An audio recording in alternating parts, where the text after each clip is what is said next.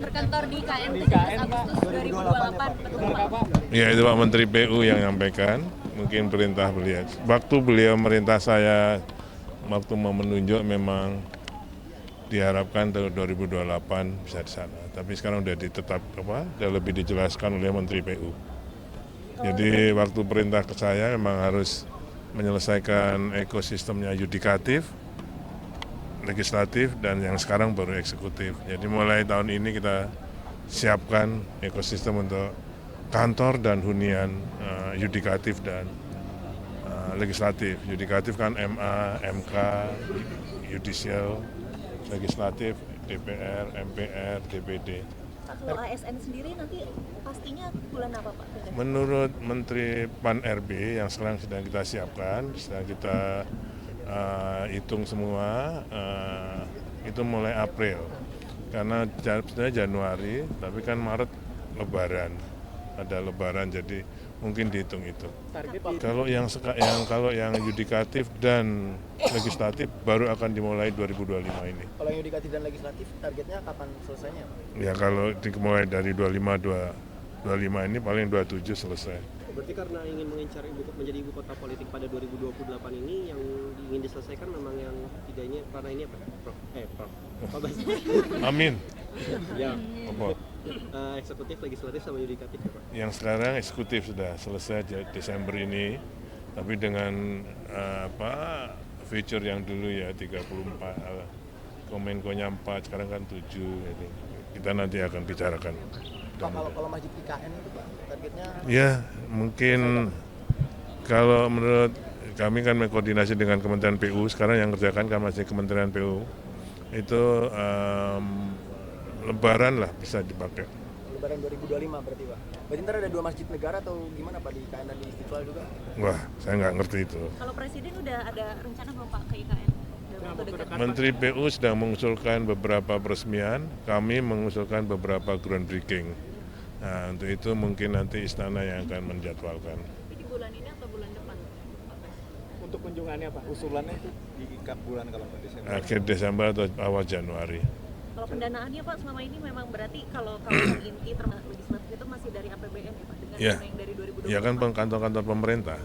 Ya. Persentase dari kawasan inti pusat pemerintahan seperti sejauh mana sih Pak? Oh, kalau yang Kemenko, kemudian Bank Indonesia, kemudian Kementerian PUPR, semua sudah hampir selesai, sudah 90-an selesai. Desember ini selesai semua. Furniture sudah mulai masuk. Oke? Makasih Prof.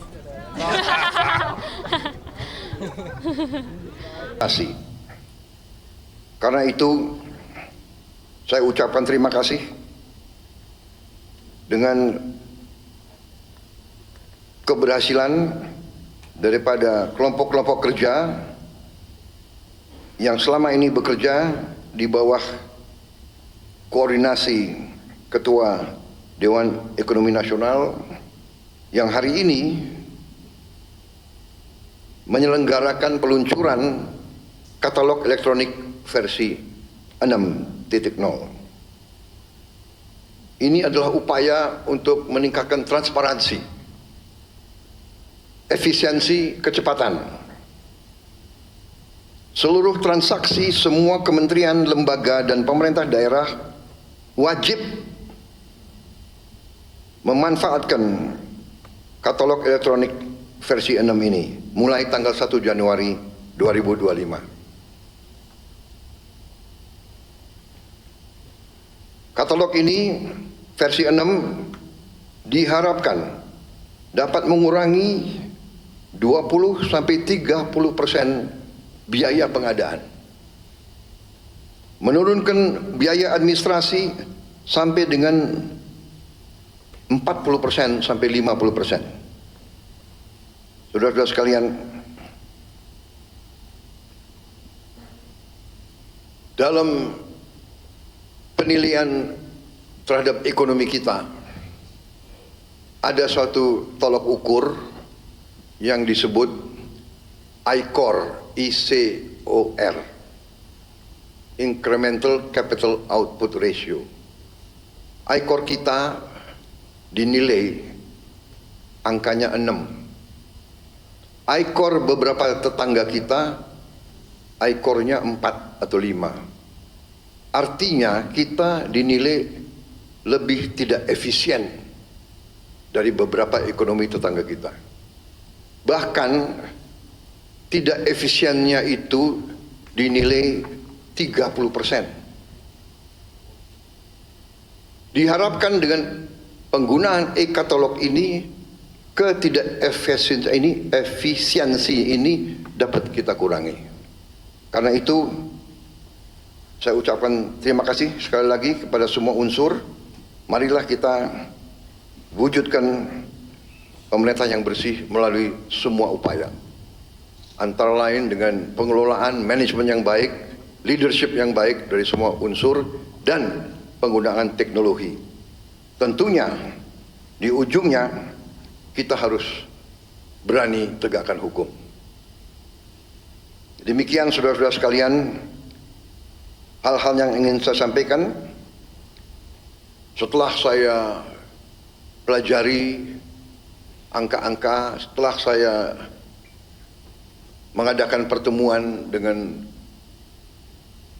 para menteri.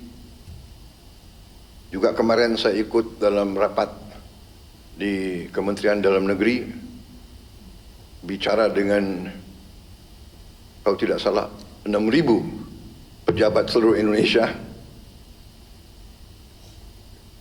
Ternyata kita dapat ambil kesimpulan sebetulnya Indonesia ini ekonomi kita kuat.